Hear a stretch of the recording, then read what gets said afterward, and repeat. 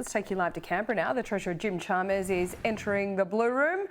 He's going to be announcing today the replacement for the Future Fund. So we'll just check in there. He's just getting his papers ready.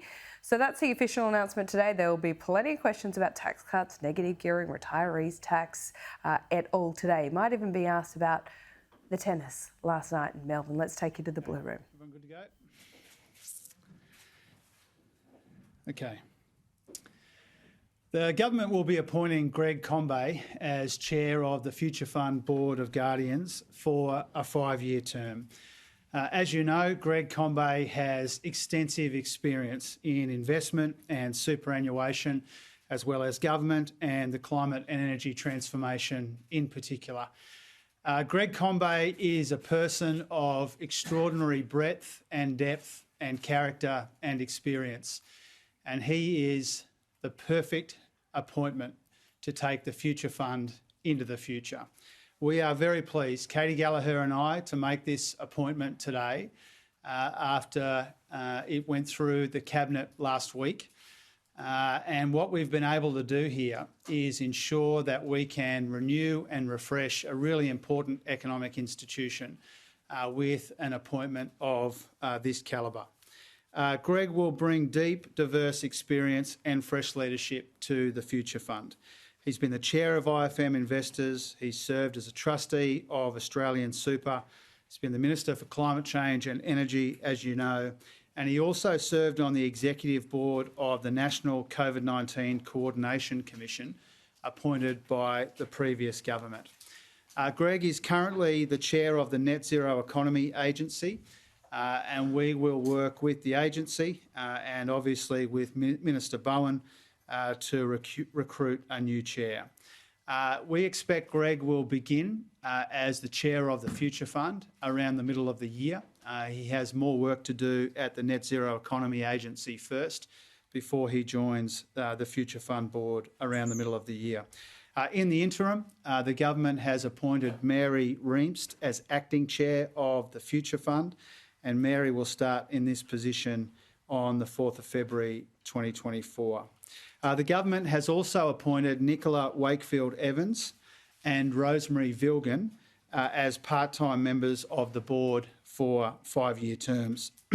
These two new member appointments will increase the representation of women on the Future Fund and continue the government's really strong track record of appointing women to senior roles in Australia's most important economic and financial institutions.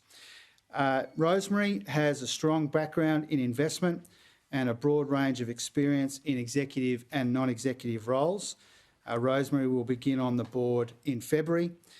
Nicola has extensive experience in capital markets, corporate finance, the energy sector and corporate law, and she will begin on the board in March. So these are some really important appointments. The Finance Minister and I have put a lot of thought, a lot of time, a lot of consultation into these appointments to get the optimal blend of skills and experience, and to also ensure that we've got the best kind of fresh leadership that can help modernise the Future Fund for the future. The Future Fund is a really important institution. It has been a successful institution, and Katie and I are excited to work with Greg and the fund on how we can maximise its role into the future in the way that maintains its independence and its commercial focus. I also want to thank Peter Costello for his role in establishing the Future Fund, but also for his leadership and his contribution to the board over the past 14 years. I wanted to thank John Fraser, who left the board late last year, and John Poynton, who's about to leave the board, for the contribution that they have also made to the success of the Future Fund. So we're excited to be making these appointments today. Greg Combet, Rosemary Vilgan, Nicola Wakefield-Evans, they will make terrific contributions to the board, and they will help us renew and refresh what is a really, really important institution in our economy. So it's a big week for the economy this week, not just these new appointments to the Future Fund, but also the quarterly and monthly CPI for December. will come out in the middle of the week. Obviously, we'll see what those numbers say, but it is already clear that inflation has come off substantially since its peaks in 2022, but we need inflation to moderate further and faster. We have made welcome and encouraging progress in the fight against inflation, but it's not mission accomplished because people are still under pressure. And that's why we are delivering a bigger tax cut for more people without adding to these inflationary pressures in the economy.